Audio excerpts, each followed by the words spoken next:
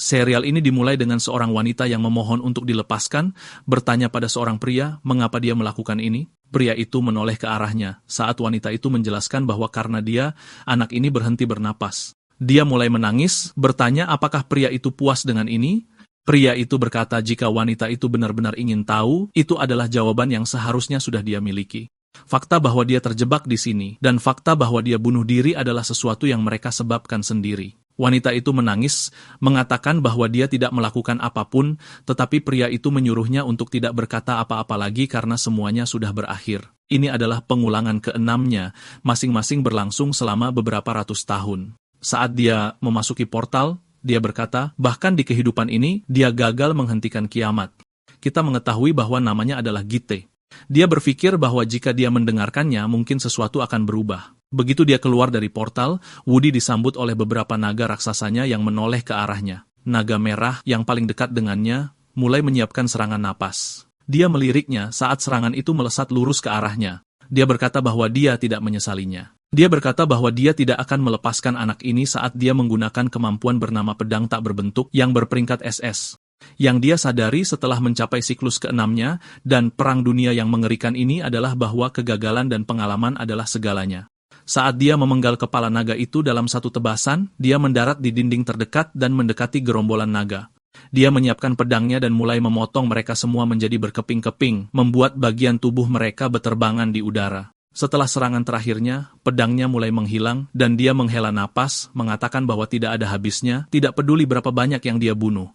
Jendela status muncul, mengatakan planet bumi memasuki kondisi status kiamat karena dia telah gagal menyelamatkannya. Namun, karena dia memiliki otoritas jam kakek yang berperingkat X, waktu mulai berputar kembali sekali lagi. Dia menutup matanya, mengatakan bahwa itu tidak sia-sia saat cahaya terang terbentuk di cakrawala.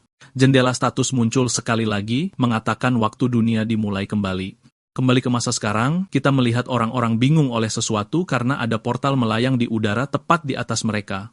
Mereka bertanya-tanya apakah harus menelepon polisi, dan seorang pria berjalan mendekat saat istrinya memberitahunya bahwa dia punya firasat buruk tentang ini. Dia bilang dia tidak tahu kapan itu akan hilang, dan foto adalah sesuatu yang abadi. Monster terbang keluar dari gerbang, dan istrinya menonton dengan ngeri saat suaminya memenangkan penghargaan Darwin karena benar-benar bodoh.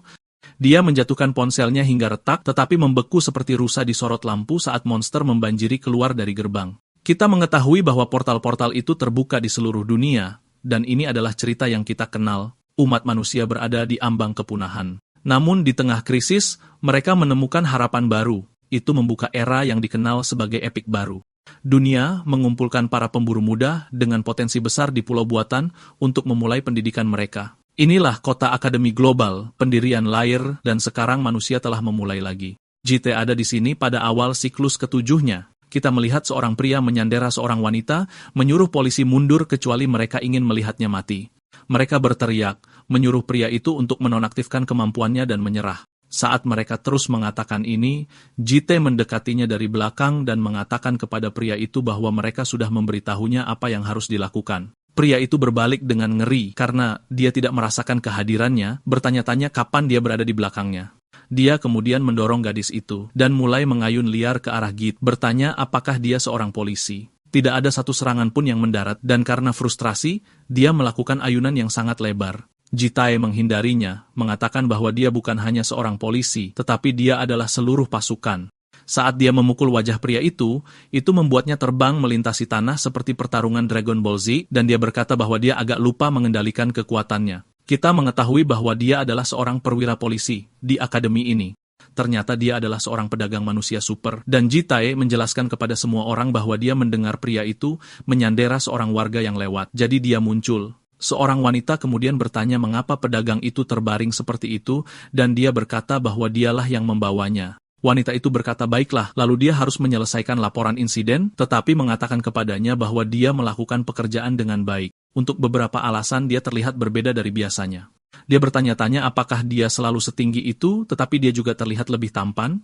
Seorang pria lain menghampiri, memberinya selamat, mengatakan bahwa dia pikir dia mungkin telah memukulinya terlalu keras, dan dia mungkin akan mendapat keluhan tentang penggunaan kekuatan berlebihan lagi. Jitae berkata mereka semua adalah wajah yang tidak dikenalnya. Dia belum pernah bekerja sekalipun sejak dia mulai mengalami regresi, jadi mereka semua benar-benar orang asing baginya. Dia memberitahu mereka bahwa dia akan menangani pedagang itu dan mulai membawanya pergi.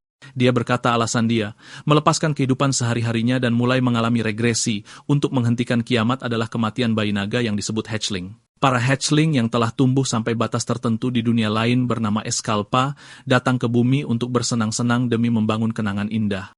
Dalam proses itu, beberapa menjadi gila karena perang, kehilangan kendali, dan mati. Beberapa hancur, tidak mampu menahan terkubur di bawah kedengkian umat manusia, dan ada yang menghentikan jantung mereka sendiri karena tidak dapat menyelesaikan tugas yang diberikan kepada mereka. Marah atas kematian mereka, orang tua mereka, para naga dewasa, memulai serangan mereka terhadap umat manusia, mengumpulkan semua yang mampu bertarung di planet Eskalpa. GT menjadi begitu kuat melalui kehidupan yang berulang-ulang sehingga dia tidak bisa menjadi lebih kuat lagi, tetapi itu tidak cukup untuk melindungi dunia sendirian.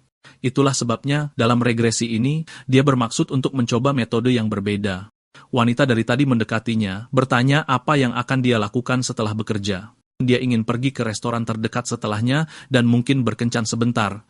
Dia secara terang-terangan menggodanya, tetapi dia memberitahunya bahwa dia harus pergi ke suatu tempat. Dia bertanya kemana, dan dia memberitahunya bahwa dia harus pergi ke Eropa. Secara spesifik dia menuju ke Florence, Italia. Kita melihat salah satu naga meletakkan mahkota di kepala seorang anak, dan anak itu terlihat sangat bahagia, begitu juga dengan naga itu. Tentu saja, ingat, mereka di sini untuk membuat kenangan. Saat itulah Getae mendekatinya dari belakang dan memanggilnya, menyapanya. Naga itu berbalik, penasaran siapa dia, dan Getae memberitahunya bahwa ini waktunya untuk adopsi kejutan. Dia berbalik saat kemampuannya, Fallen Bubble, yang berperingkat S, aktif. Kemampuan itu dengan bebas menangani bahasa asing, menerjemahkannya untuknya. Dia bertanya, mengapa pria itu datang mencarinya, dan dia menjawab bahwa dia punya urusan yang harus diselesaikan. Dia bertanya apakah itu berarti pria itu datang karena tahu siapa dirinya, dan dia menjawab ya. Dia kemudian bertanya apakah naga itu tahu siapa dirinya. Naga itu menjawab ya, memanggil namanya Geta, dan bertanya apakah tebakannya benar. Dia terlihat bingung, bertanya dari mana dia mendengarnya. Dia memberitahunya bahwa itu tertulis di dadanya, lalu tertawa, mengatakan bahwa dia tidak tahu siapa pria itu atau apa yang dia lakukan, tetapi dia tahu satu hal, yaitu dia bisa tahu bahwa pria itu kuat, tetapi juga tidak seharusnya berada di sini. Dia melihat sekeliling, karena ucapan naga itu tidak sepenuhnya salah. Dia kemudian bertanya-tanya, apakah mungkin pria itu datang untuk membunuhnya. Dia bilang tidak. Dia kemudian bertanya apakah pria itu benar-benar di sini untuk menculiknya. Dia bilang hampir seperti itu. Dia bertanya apakah dia orang aneh yang terobsesi dengan naga, tetapi pria itu menyuruhnya berhenti bercanda. Dia bermaksud untuk melindunginya di dunia yang berbahaya ini. Jika dia tidak mendengarkannya sekarang, dia terpaksa menggunakan cara yang lebih kasar. Dikatakan bahwa mata kaumnya dapat membaca takdir, dan itulah mengapa dia tahu naga itu memiliki naluri yang lebih baik dan memahami situasi lebih cepat daripada klan lain. Dan karena dia adalah salah satu dari mereka, dia berharap naga itu akan membuat keputusan yang bijaksana. Dia bertanya, apakah maksud pria itu jika dia bersikap baik dan mendengarkan, dia akan baik padanya. Pria itu menjawab, ya, dan naga itu berkata bahwa dia mengerti. Lagi pula dia tidak punya pilihan lain, tetapi sebagai imbalannya, pria itu harus memperlakukannya dengan baik, seperti tamu, dan bertanya apakah itu janji atau bukan. Kita melihat tangannya gemetar, dan untuk meredakan ketakutannya, pria itu membuat janji kelingking dengannya. Kemudian, di apartemennya, kita melihatnya bangun, dan dia berkata bahwa dia bertanya-tanya apakah pria itu sudah bangun. Dia menghampirinya saat kita melihatnya menatap sesosok bayangan aneh. Dia memberitahu bayangan itu bahwa dia akan baik-baik saja selama bayangan itu pergi dan melakukan apa yang dia katakan. Ini adalah panggilan Grand Duke yang juga berperingkat SS. Kemampuan itu memanggil duplikat yang dapat menggunakan hingga 50% dari kemampuan utamanya. Itu berubah wujud menjadi dirinya, mengatakan akan mematuhi perintahnya, dan berjalan melewati naga itu. Dia menyapanya, dan mengatakan kalau wujudnya benar-benar sama persis. Jitai memberitahunya untuk tidak peduli, karena dia hanya akan bekerja menggantikannya. Dia bertanya apa Jitai benar-benar tidak akan pergi bekerja. Dia bilang kalau duplikat itu adalah salah satu kemampuannya, jadi itu sama saja seperti dia yang bekerja, dan dia harus tetap di sisinya. Dia tertawa, bilang kalau dia mengerti, lalu duduk, bertanya apa mereka sebaiknya sarapan. Dia bertanya kenapa, dan Bom bilang mereka harus makan, karena Jitai juga melewatkan makan malam tadi malam. Dia bilang kalau dia tidak apa-apa. Dia bilang agak canggung baginya makan sendirian, sementara pemilik rumahnya tidak. Dia bertanya apa Bom selalu makan, karena setahunya naga bisa hidup tanpanya. Dia bilang ini bukan masalah bertahan hidup. Makan sesuatu yang lezat membuatku senang, dan itu juga memberiku energi. Dia bertanya apa benar begitu, dan Bom bilang iya, tapi mereka harus pergi berbelanja bahan makanan. Dia bilang dia tidak apa-apa, tapi Bom bersikeras akan menunjukkan padanya kekuatan sarapan pagi. Mereka pergi ke supermarket terdekat, dan orang-orang tidak bisa berhenti menatap mereka berdua, memuji betapa tampannya dia, tetapi juga betapa cantiknya si naga. Anak laki-laki malang itu ketahuan sedang menatap. Jitae bilang kalau belanjaan mereka agak terlalu banyak hanya untuk membuat sarapan. Dia bilang saat dia periksa tadi, tidak ada bahan makanan sama sekali di dapur, dan karena mereka akan memasak di masa depan juga. Dia bilang mereka harus bergegas, dan Bom bilang akan segera membuatkan sarapan untuknya. Dia bilang mereka akan menaruh ini di rumah dan makan di luar. Dia bertanya kenapa, dan Jitae bilang ada beberapa tempat yang harus mereka kunjungi, jadi Bom juga harus ikut. Lagi pula, ini sudah lewat jam sarapan. Dia bilang kalau dia minta maaf, dia hanya bersenang-senang karena sudah lama tidak berbelanja. Dia bertanya tempat seperti apa yang akan mereka datangi. Dia bilang ada beberapa hal yang akan Bom butuhkan untuk tinggal di sini, dan mereka harus pergi karena banyak yang harus dilakukan. Kemudian, kita melihat pria botak menyeramkan meliriknya, mengatakan dia cantik, bertanya apa dia pacarnya. Jitae bilang kalau dia tidak mau kehilangan matanya yang satu lagi, lebih baik diam dan buatkan saja. Pria itu cemberut dan kita melihat mereka pergi dari satu tempat ke tempat lain, membeli banyak barang, dan akhirnya dia punya kartu identitas sendiri. Kita lihat kalau Jitae memberinya nama belakangnya dan juga nama Bom. Dia bertanya apa Bom belum pernah punya kartu identitas sebelumnya, dan dia bilang tidak. Dia bahkan belum pernah punya rekening bank atau jam tangan. Dia bertanya bagaimana caranya dia hidup di sini selama ini. Lalu dia bilang dia tahu nama belakang itu miliknya, tapi bertanya kenapa nama depannya Bom. Dia memberitahunya kalau itu dari 4 musim karena ada 4 naga. Dia bilang kalau dia suka nama itu. Musim semi adalah musim kehidupan yang datang ke dunia. Itu nama yang sangat cantik.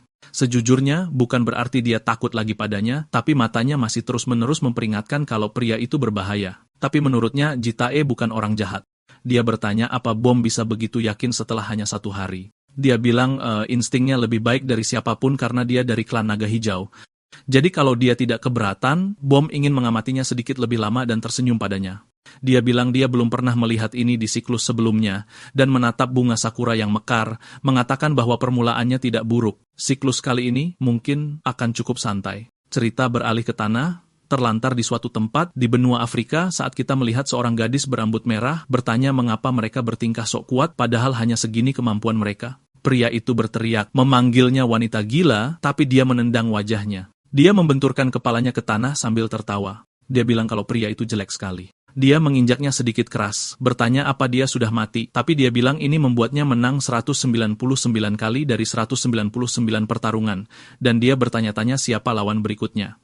Kemudian, di berita, Gita sedang membaca tentang bagaimana Amerika Selatan sekarang menjadi medan perang, dan mereka dalam konflik besar, tetapi juga bahwa Vigilante Afrika, Night Hunter, sedang berselisih dengan teroris. Git bilang mungkin sudah saatnya dia bergerak. Bom mengetuk, bertanya apakah dia sibuk karena makan malam sudah siap. Dia bilang akan segera keluar.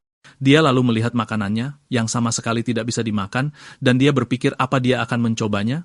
Dia bertanya apa pendapatnya, karena dia melihat hidangan yang menggunakan sarden saat berada di Inggris. Dia pikir itu akan cocok dengan nasi, karena orang Korea suka nasi. Dia menyendok sedikit, dan ikan itu berbisik untuk membunuhnya, menyadari bahwa diam-diam dia tidak mau makan makanan ini. Dia memberitahunya bahwa besok dia akan menjemput si merah. Dia bilang akan sulit untuk membawanya kembali. Dia tidak akan ikut dengan mudah seperti diriku. Jitae bilang tidak akan sesulit itu jika Bom ikut dan meyakinkannya. Dia bertanya bagaimana, dan dia bilang mereka semua menginginkan hal yang berbeda. Dirinya senang meluangkan waktu dan membangun sesuatu, tapi naga merah berbeda. Mereka menyukai perang dan kekerasan, dan cenderung memamerkan kekuatan mereka. Itulah mengapa menggunakan kekerasan untuk membawanya ke sini adalah sebuah kesalahan. Bagi naga merah, penaklukan lebih buruk daripada kematian. Dia bilang akan berbahaya jika mereka tidak segera membawa naga merah itu karena ada seseorang yang mengincarnya, dan kalau begini terus dia akan terbunuh. Jadi jika Bom pergi bersamanya, mereka bisa menyelesaikan ini dengan damai. Dia menatapnya, dan Jitae bertanya ada apa. Dia bilang hanya menarik melihatnya meminta sesuatu seperti ini, karena dia pikir Jitae adalah seseorang yang mencoba melakukan semuanya sendiri, apapun yang terjadi. Dia lalu bilang tidak setiap hari Jitae meminta bantuan, jadi dia akan melakukannya. Juga, karena dia juga tidak ingin si merah mati. Tapi dia punya satu syarat. Dia harus menghabiskan makanan yang dia buat untuknya. Saat Bom melihatnya meletakkan sendok ketika mereka berbicara, dia langsung berubah seperti meme anjing yang pasrah menerima nasibnya dan kemudian mengangkat sendok ke mulutnya. Sementara itu, di Afrika Selatan, kita melihat si merah mengamuk. Dia melempar seorang pria ke lantai, mengatakan bahwa dia juga lemah. Dia tidak ingin kemenangan ke-200-nya menjadi seperti ini. Tidak ada lawan yang sepadan lagi untuknya di Afrika, jadi dia tidak tahu harus pergi kemana selanjutnya. Tapi dia dengar si hijau ada di Eropa, jadi mungkin dia harus ke sana untuk menemuinya. Orang-orang itu bilang ini gila. Mereka adalah pasukan elit, namun mereka dihabisi oleh seorang gadis. Temannya memberitahunya untuk tidak menganggapnya sebagai seorang gadis. Dia adalah monster gila perang. Dia bilang yang pasti adalah mereka tidak cukup kuat, dan mereka butuh seseorang untuk segera datang ke sini. Si merah muncul di dinding di belakang mereka, bertanya apa yang mereka bisikkan di sini.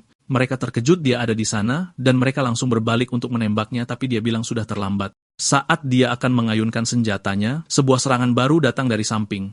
Dia menahannya dengan pedangnya, dan bertanya-tanya ada apa dengan mana ini. Dia harus menggunakan banyak kekuatan untuk mementalkannya. Mereka tidak percaya dia menebas mana itu, memanggilnya monster. Seorang pria kemudian muncul, mengatakan itu pasti si Night Hunter. Kita tahu bahwa namanya adalah Javier. Dia menyuruh anak buahnya untuk membawa yang terluka dan mundur. Dia peringkat 8 dalam peringkat manusia super dan berafiliasi dengan Uni Afrika. Si merah bilang pria itu mengejutkannya karena serangan barusan sangat berat, yang berarti dia pasti bos di sini. Dia bilang dia dengar si merah adalah seorang gadis, tapi dia lebih muda dari yang dia kira. Dia bertanya apa pria itu jatuh cinta padanya sekarang, dan itulah mengapa dia memakai topeng sebelumnya. Tidak ada yang melawannya dengan benar tanpanya, karena mereka selalu terlalu sibuk menatap wajahnya. Javier bilang kalau dia kaget gadis itu merasakan perbedaan kekuatan di antara mereka, tapi tetap tidak mau menyerah. Dia bertanya, akan jadi orang seperti apa dia jika mundur setelah senjatanya patah. Dia lebih baik mati bertarung daripada menyerah dan hidup. Menutup jarak, dia mengayun ke bawah, dan Javier mundur menghindarinya. Dia lalu melancarkan tendangan yang ditangkis olehnya. Lagi, dia menyerang dengan pukulan kiri yang kuat, tapi tidak ada satupun serangan yang mendarat. Dia pikir dia melihat celah, menarik tinjunya, dan melancarkan pukulan pamungkas ke selangkangan. Tapi setelah pukulannya mengenainya, dia terkejut, bertanya apa tidak ada reaksi sama sekali. Dia bilang kalau gadis itu pasti belum pernah melawan orang yang lebih kuat darinya, dan semua pertarungannya mudah sampai sekarang. Sayang sekali menyia-nyiakan bakat itu, tapi dia tidak akan bermain-main lagi dengannya. Dia mengayun, dan gadis itu menghindar dengan tipis. Dia menyadari telah membuat kesalahan. Dia lalu mulai mengumpulkan kekuatan serangannya, yang disebut pedang Ra. Matanya mulai bersinar keemasan. Dia memasang kuda-kuda, menyadari ini tak terhindarkan, saat Javier mengayun, membelah semua bangunan di dekatnya, dan membuatnya terbang mundur. Dia menabrak dinding. Javier bilang kalau gadis itu memperkuat lengannya dalam waktu singkat saat dia menangkisnya, yang tidak dia duga, tapi dia perlu meningkatkan kekuatannya. Dia menoleh ke belakang, melihat gadis itu tidak ada di sana, dan mengatakan kalau dia pasti sudah kabur. Saat kita melihat Bom membekap mulutnya, dan lengannya telah berubah kembali menjadi naga. Dia bertanya apa yang Bom lakukan di sini, dan Bom bilang dia datang untuk menyelamatkannya, karena dia dengar Yorum dalam masalah. Dia bertanya apa maksudnya, karena Bom baru saja muncul entah dari mana. Bom bilang dia diberitahu kalau Yorum akan mati jika terus bertarung seperti ini. Red berkata kalau dia sudah bilang untuk tidak ikut campur dalam pertarungannya, dan urus saja urusannya sendiri, karena dia akan bertarung sampai akhir. Bom bilang kesenangan mereka akan berakhir jika dia mati. Dia bertanya bagaimana bisa. Bom bilang kematiannya bukan hanya miliknya sendiri, dan kesenangan mereka semua akan hancur. Dia ingin tetap di bumi, bertanya apakah Yorum mau bekerja sama dengannya. Red memikirkannya, bertanya apakah mereka harus lari karena orang ini sangat kuat, jadi dia akan menyusul dalam sekejap. Bom bilang kalau orangnya akan mengurusnya. Dia bertanya apa maksudnya orangnya, dan Bom menyuruhnya untuk tidak khawatir karena dia tidak datang sendirian. Saat kita melihat Gite di belakang Javier berbalik bertanya siapa dia. Git menghela napas dan berkata kalau dia sebenarnya seorang pendamping. Javier bertanya apa maksudnya pendamping karena sepertinya gadis itu tidak membutuhkannya. Red mengintip bertanya apakah itu orang yang Bom bicarakan. Git bilang terlalu rumit untuk menjelaskan semuanya, tapi mereka harus berhenti di sini. Dia bertanya apa yang Git pikir sedang dia lakukan. Dia muncul entah dari mana dan bicara omong kosong, dan ini bukan sesuatu yang bisa dibiarkan begitu saja, karena gadis itu sudah melewati batas. Dia bilang kalau Yorum belum membunuh siapapun. Javier menyuruhnya untuk tidak main-main dengannya. Jitae bilang gadis itu tidak akan berada di sini lebih lama lagi, dan Javier sebaiknya membiarkannya pergi. Javier mempererat genggamannya pada pedangnya, Bertanya apa Gite benar-benar berpikir dia akan membiarkannya pergi hanya karena dia bilang begitu. Area ini berada dalam yurisdiksinya, dan sebagai seorang penyelidik, dia akan menangkap gadis itu dan juga pria yang mengaku sebagai pendampingnya. Dia mengaktifkan pedang raknya sekali lagi dan mengayun, melakukan serangan yang sama yang dia lakukan pada Red langsung ke arah Gite. Serangan itu terang dan mulai menghancurkan semua yang ada di sekitarnya. Setelah puing-puing mengendap dan kita melihat jejak kehancuran yang ditimbulkannya, Javier berkata jika pria itu bersama gadis monster itu, ini seharusnya tidak cukup untuk melukainya. Oh, astaga, apa dia benar? Saat Git muncul di belakangnya, mengatakan kalau ini membuat frustrasi karena dia seharusnya manusia super peringkat ke-8, tapi kemampuannya hanya segini, Javier panik karena Gite ada di belakangnya, dan akan menggunakan pedang Ra sekali lagi, tapi saat dia merapalkannya, kita melihat lengannya terbang ke udara. Dia kemudian merasakan sensasinya saat melihat lengannya terbang ke langit. Ji Tae turun ke tanah di sampingnya, menyuruhnya untuk mendengarkan dengan tenang. Ini adalah hari paling sial dalam hidupmu. Kau sayangnya bertemu monster tak terduga saat menangani gadis itu, dan kau tidak bisa merespons serangan dengan benar yang mengakibatkan kau kehilangan kedua lengan dan matamu. Kau kehilangan jejak kedua target, dan engkau akan melupakan semua yang terjadi di sini saat dia mengangkat pedang ke matanya. Dia mulai mencungkilnya keluar. Javier berteriak. Gite menjelaskan kalau ada manusia super penyembuh di kelompoknya, jadi lengan dan mata yang hilang bisa disembuhkan. Namun, rasa takut yang sekarang tertanam dalam dirinya tidak akan bisa. Rasa takut itu efektif seperti yang terlihat di sini, dan dia telah memanfaatkannya dengan baik. Javier mulai berteriak, dan saat Gite melihat ke belakang, dia berkata kalau rasa takut itu juga berlaku untuk Red. Saat kita melihatnya bertanya pada Bom, monster, macam apa itu sebenarnya? Bom lalu memberitahunya kalau dia bukan monster, tapi manusia. Dia tertawa, mengatakan kalau itu manusia, maka dia hanyalah seekor kadal. Gite lalu berkata kalau Yorum akan tinggal di rumahnya di bawah perlindungannya. Jika dia merelakan cukup kebebasan, dia akan mendukungnya jika Yorum menginginkan sesuatu. Tapi jika dia berani meninggalkan perlindungannya, Bom memotongnya, mengatakan kalau Red sedang syok dan dia akan menenangkannya dan menjelaskan semuanya nanti. Red bertanya apa yang Bom pikir sedang dia lakukan. Bom mengedipkan mata pada Jitai. Dia memikirkannya, mengatakan kalau mulai sekarang, namanya adalah Yorum. Dia juga memberinya nama belakangnya. Bom memberitahunya kalau dia sudah banyak berkembang sejak terakhir kali, dan Yorum memberitahunya kalau dia sedang tidak ingin diganggu saat ini. Jitai melihat ke langit dan meletakkan tangannya di telinga, mengatakan kalau dia melaporkan bahwa situasinya telah ditangani. Ternyata itu adalah prajurit bayangan. Pada saat yang sama, di hutan hujan Amazon, kita melihatnya bersama seorang gadis kecil. Dia bilang kerja bagus, dan dia akan menyelesaikan urusannya dan kembali. Dia bilang kalau Yorum benar-benar brutal, jadi meyakinkannya akan sulit bagi klonnya sendirian. Jadi untung saja dia mengirim Bom bersamanya. Gadis itu lalu bertanya dengan siapa dia bicara dan dia bilang bukan apa-apa. Dia bilang itu aneh, karena jam tangan pintarnya ada di pergelangan tangannya, mengatakan mungkin dia hanya suka bicara sendiri. Ini adalah naga emas. Seperti semua naga emas, dia suka perhatian, dan dia hidup sepertiga dari 6 siklus Gite sebagai seorang idola. Yang paling bersinar di antara mereka semua adalah naga yang menyebabkan kehancuran paling besar. Cinta dari banyak orang itu glamor, tapi ada kekurangannya. Alasan itulah mengapa dia ada di sini di antah-berantah. Dia memberitahunya kalau jam tangan itu sangat keren, punya layar proyektor di atasnya, dan gambarnya sangat jernih. Dia belum pernah melihat yang seperti ini sebelumnya. Mungkin dia berada dalam siklusnya sendiri. Aku tidak begitu mengerti apa maksudnya, tapi dia bertanya, apa yang Gaeo lakukan di sini? Dia seharusnya berada di antara manusia. Dia di sini untuk hiburan, karena tidak ada apa-apa selain binatang buas dan serangga di sini. Dia bertanya bagaimana Gite tahu itu, dan dia bilang dia dengar dari Bom, naga hijau. Dia bilang dia memang mencium baunya pada Gite, jadi dia kenal si hijau. Dia lalu memanggilnya, bertanya apakah dia takut pada manusia sekarang. Dia bilang masalahnya bukan dia takut pada mereka, tapi dia pernah hidup di antara mereka sebelumnya. Mereka akan mengikutinya saat dia pulang, menatapnya dengan tatapan aneh, dan terus mengikutinya. Itu sedikit menakutkan, tapi hanya itu saja. Dia bertanya apakah dia suka roti. Dia bilang dia tidak perlu makan, karena dia adalah seekor naga. Dia menjentikkan jarinya. Saat sebuah retakan terbuka, tangan-tangan mulai terbentuk darinya. Namanya Void of Shallow West, yang merupakan peringkat S. Itu adalah subdimensi yang bisa menelan seluruh kota, dan itu memberikan sekantong penuh roti. Dia tampak takjub, lalu menatap roti itu, mengatakan kalau ini nyata, dan baunya sangat enak, bertanya apakah dia benar-benar memberikannya untuknya. Dia bilang iya, dan dia bertanya-tanya mengapa begitu banyak, karena ada donat, blueberry, dan egg tart juga. Dia menyuruhnya untuk ikut dengannya, daripada tinggal di sini. Teman-temannya juga akan ada di sana, jadi akan aman, karena dia perlu menikmati hiburannya seperti naga-naga lainnya. Dia bilang tetap saja, ibunya menyuruhnya untuk tidak mengikuti orang asing, dan dia bilang akan membelikannya makaron.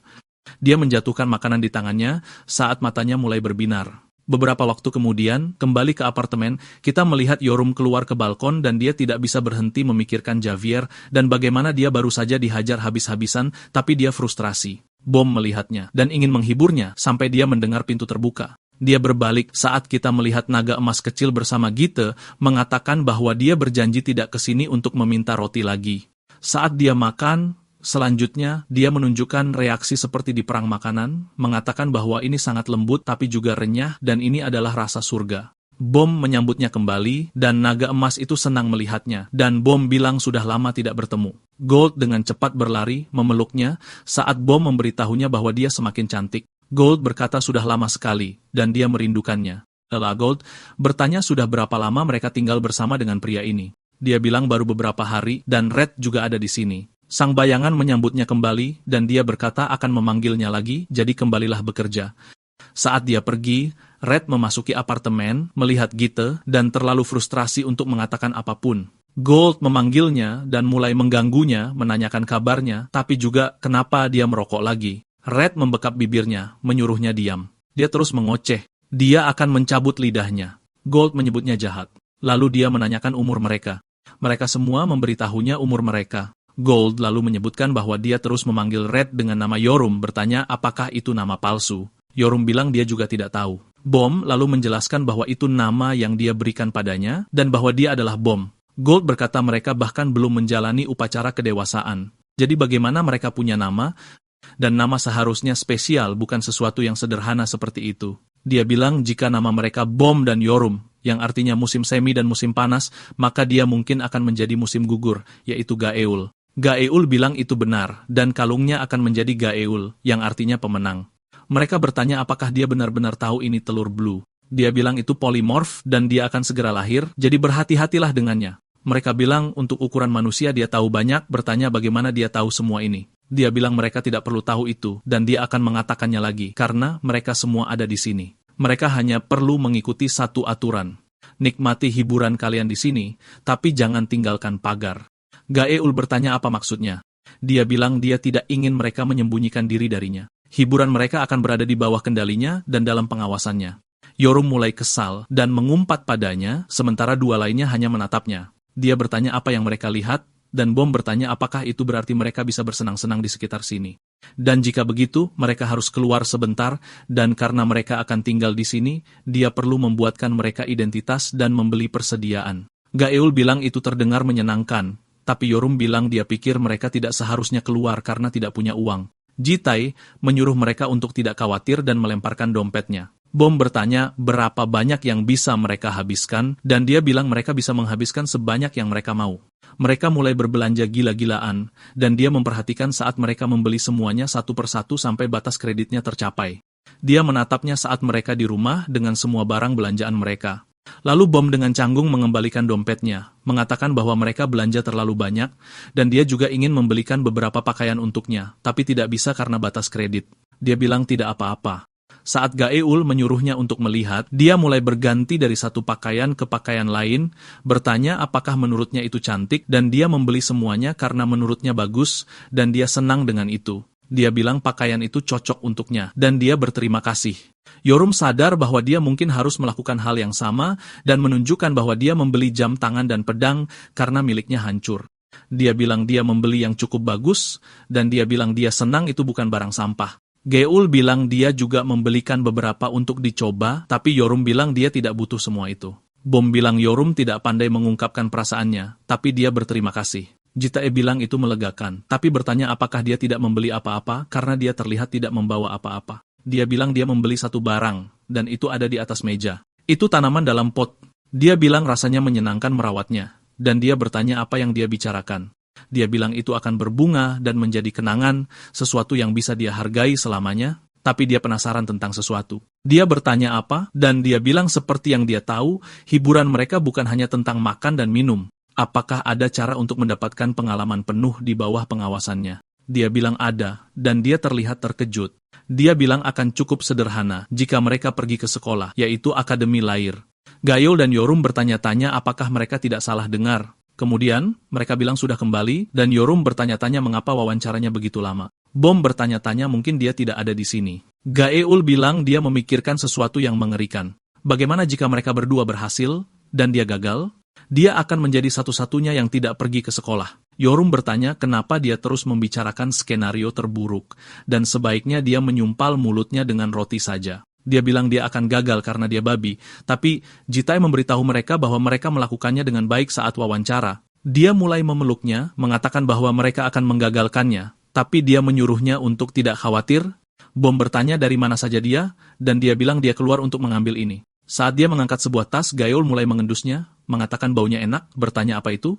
Dia bilang itu sesuatu yang akan dia suka. Matanya berbinar, bertanya apakah itu roti, dan dia bilang dia akan lebih menyukainya. Dia teringat Gayul pernah ada di acara bincang-bincang suatu malam, dan nama panggungnya sebagai bintang pop adalah Baby Yellow, dan bagaimana dia datang ke acara di mana mereka makan banyak, dan koki mereka akan memasak hidangan favoritnya di tempat, bertanya apa yang paling ingin dia makan, lalu dengan tertawa membicarakan rumor bahwa dia hanya hidup dari embun pagi. Dia menertawakannya, mengatakan bahwa dia masih manusia, jadi itu tidak mungkin. Mengatakan saat dia berbicara tentang apa yang paling dia sukai, kita lihat bahwa itu sebenarnya ayam goreng. Mulutnya mulai berliur, dan kepalanya mulai bergoyang-goyang saat dia bilang baunya sangat enak. Yorum bertanya, apakah dia belum pernah makan ini sebelumnya. Lalu Gayul bilang ini akan menjadi makanan favoritnya mulai sekarang. Yorum memberitahunya bahwa itu hanya ayam, dan itu bukan masalah besar. Bom bertanya apakah dia tidak akan makan bersama mereka, tapi Jitae bilang mereka bisa mulai makan saja. Dia sedikit kesal, mengatakan bahwa seharusnya dia makan bersama mereka. Dia pergi ke balkon saat kantor penerimaan Lair menghubunginya. Mereka meneleponnya karena ada sedikit masalah saat wawancara. Dia bertanya apa yang mereka bicarakan, dan kemudian orang itu bertanya apakah dia tidak mendengarnya dari Bom. Dia bilang tidak. Tampaknya, dia mendapat nilai sempurna dalam wawancara, dan mereka tidak henti-hentinya memujinya. Itulah mengapa mereka menawarinya kesempatan untuk memimpin upacara penerimaan. Dia bilang tawaran langsung sepertinya sedikit mengejutkan, dan orang itu bilang memang begitu, dan semua orang menawarinya secara langsung. Masalahnya adalah dia menolaknya. Ini adalah kesempatan besar, jadi mereka bertanya-tanya apakah dia bisa meyakinkannya untuk berubah pikiran. Dia bilang dia tidak akan melakukannya. Jika itu yang gadis itu inginkan, maka itu juga yang dia inginkan. Lalu dia menutup telepon, mengatakan hanya itu saja. Yorum datang ke balkon dengan sebatang rokok, bertanya apakah telepon itu tentang si hijau. Jitae menyuruhnya untuk memanggilnya Bom, tapi dia bilang nama itu norak, bertanya apakah dia benar-benar mencoba bermain rumah-rumahan di usianya, dan apakah dia itu Blackbeard. Dia bertanya apa yang sebenarnya ingin dia katakan. Dia memikirkannya, bertanya mengapa dia mengirim mereka ke Lair. Dia bilang untuk memberi mereka apa yang mereka inginkan. Dia bilang yang dia inginkan hanyalah pertarungan yang bagus, bertanya apakah ada orang yang kuat di sana. Dia bilang pasti ada, karena yang terbaik dari seluruh dunia ada di sana, tapi dia bilang mereka semua masih anak-anak. Dia bilang kalau dia juga masih anak-anak. Karena kesal, dia menjentikkan rokoknya, mengatakan bahwa dia ingin bertarung sungguhan dengannya. Dia tahu kalau dia kuat, tapi dia ingin tahu persis seberapa kuat. Dan jika dia akan menahannya di bawah kendalinya, dia perlu melihat kemampuannya. Dia memikirkannya, dan berkata mereka sebaiknya masuk saja dan makan, sambil menghela napas. Dia bertanya mengapa dia begitu membosankan. Dan dia menjawab bahwa dia tidak tahu. Dia mengacungkan jari tengah padanya. Lalu Gayul berkata dia seharusnya tidak seperti itu ketika mereka punya makanan enak di sini. Dia berteriak, mengatakan dia tidak mau. Dia memasukkannya ke dalam mulut dan berkata bahwa makanan ini enak sekali. Kita belajar lebih banyak tentang Lair, dan bagaimana Lair adalah institusi pendidikan yang tidak seperti yang lain di dunia. Ini adalah sekolah yang melatih manusia super yang memiliki berbagai berkah dan kemampuan. Tetapi kadet yang berlatih di Lair adalah anak-anak CO, keluarga kerajaan, dan para jenius. Karena itu, akademi terus-menerus menerima kritik tentang hierarkisme struktural. Kita melihat mereka benar-benar bersekolah sekarang, dan Gayul berkata bahwa sekolah ini sangat keren, dan dia dengar hanya orang super kaya yang bisa masuk. Dia kemudian mengatakan bahwa mungkin Jitae adalah anak tersembunyi seorang CO, karena dia tidak pernah mengatakan apa-apa saat mereka menghabiskan semua uangnya. Gayul berkata bahwa penampilannya memang mendukung, tapi selain itu, syukurlah mereka bisa masuk. Dia setuju, mengatakan bahwa dia pikir akan gagal, tapi dia senang bisa bersama mereka berdua dan dia suka seragamnya. Tapi kemudian dia bertanya-tanya di mana Yorum dan Jitae berada. Bom berkata bahwa Yorum pergi ke sekolah naga biru untuk ujian praktik dan dia pergi bersamanya sebagai pendamping. Geul bertanya apa itu, jadi Bom memberitahunya bahwa pengawas dewasa anak-anak menemani para siswa di Lair agar manusia super yang belum dewasa tidak bertindak di luar batas. Dia bilang itu masuk akal karena dia Yorum akan menjadi ancaman tanpanya. Bom mengatakan tampaknya apa yang Yorum daftarkan mengharuskan kadet untuk berduel satu sama lain. Gaeul menjadi bersemangat, mengatakan bahwa dia bisa menonton mereka, tapi Bom bilang mereka tidak bisa. Gaeul bertanya kenapa, dan dia bilang itu karena akan aneh jika mereka semua pergi bersama. Di sekolah naga biru, kita melihat para siswa bertarung satu sama lain di sekitar, dengan panggung mereka tersebar di seluruh lantai. Zitae sedang duduk di kursinya. Lalu seorang wanita muncul, memberitahu semua orang untuk tenang, karena mereka hanya menyebabkan kadet masa depan mereka lebih cemas. Seorang pria bertanya siapa dia, dan dia bilang dia belum memperkenalkan diri. Dia bilang dia adalah kepala profesor sekolah naga biru, bernama Wei Yuan. Kukira ini wanita karena rambutnya. Salahku, teman-teman. Dia bilang senang bertemu dengan mereka semua. Dua dari mereka mengatakan hal yang sama, tapi Jitae tetap diam. Saat mereka terus mengobrol, dia melihat mereka sampai dia mendengar nomor 124 dan 7 dipanggil. Ini menarik perhatiannya karena itu tak lain adalah Yorum yang mengatakan ini sebaiknya menarik. Lawannya menatapnya, dan Yorum berkata jika tidak menyenangkan, dia harus kabur. Beberapa siswa mulai berbicara tentang siapa yang harus mereka pertaruhkan, dan salah satunya mengatakan bahwa keduanya cantik, tapi menurutnya yang berambut merah lebih tipenya. Temannya bertanya apakah dia bodoh, mengatakan bahwa dia bertanya siapa yang menurutnya akan menang. Dia bilang tidak ada keraguan tentang itu. Pemenangnya adalah Sofia Forkova. Dia sudah berada di Ril sebelum sampai di sini. Ril adalah satuan tugas khusus pemburu Rusia yang memainkan peran besar dalam perang besar. Mereka terkenal karena metode pelatihan mereka yang mendekati penyiksaan, yang berarti semua orang tahu dia sangat tangguh. Seorang pria berteriak, mengatakan bahwa para petinggi memiliki ekspektasi tinggi padanya, memberitahunya bahwa dia bisa melakukannya dan menang. Namanya Mikhaila, dan orang-orang memberitahunya bahwa dia tidak boleh berada di sini. Sofia hanya merasa dia memalukan. Yorum berkata bahwa ayahnya tampaknya sangat cemas dan dia sebaiknya menyerah saja dan mendatanginya. Dia bisa tahu kalau dia anak kesayangan ayahnya. Sofia menyuruhnya untuk menutup mulut atau dia mungkin benar-benar akan mati di sini. Yorum menyuruhnya untuk coba saja. Para siswa mengatakan bahwa dia menakutkan, dan mereka tidak mengharapkan yang kurang dari seseorang dari Ril, dan mereka mengatakan si rambut merah juga menakutkan. Mereka disuruh mengambil posisi, dan Jitae memperhatikan. Sofia memasang kuda-kuda, dan Yorum hanya terlihat percaya diri. Bel berbunyi untuk memulai. Saat Sofia menutup jarak dalam sekejap dengan tinju siap, Yorum menangkap pukulan itu, mengatakan bahwa kecepatannya tidak buruk, menyuruhnya untuk merasakan ini saat dia mengayunkan serangannya. Sofia merunduk di bawah dan melancarkan tendangan ke wajah. Yorum menahannya dengan pergelangan tangannya, tetapi serangannya cukup kuat untuk merobek pakaiannya. Dia bilang dia baru saja membeli ini, dan itu membuatnya kesal. Sofia kemudian menjaga jarak dari Yorum, tapi itu hanya sesaat untuk membuatnya lengah saat dia menutup jarak dengan satu langkah. Dia mulai mencoba melancarkan pukulan demi pukulan, tetapi tidak ada satu serangan pun yang bisa mengenai Yorum karena dia dengan mudah menghindarinya. Yorum melihat ke arah kandang, berlari ke sana, dan memantul darinya saat mereka terbang lurus ke arah satu sama lain. Yorum mengangkat senjatanya ke udara dan mengayunkannya ke bawah, menyebabkan Sofia harus menahannya dengan pertahanannya. Kedua lengannya patah, dan dia mulai menunjukkan wajah kesakitan, tapi Yorum terlihat seolah-olah dia akhirnya mulai menikmatinya.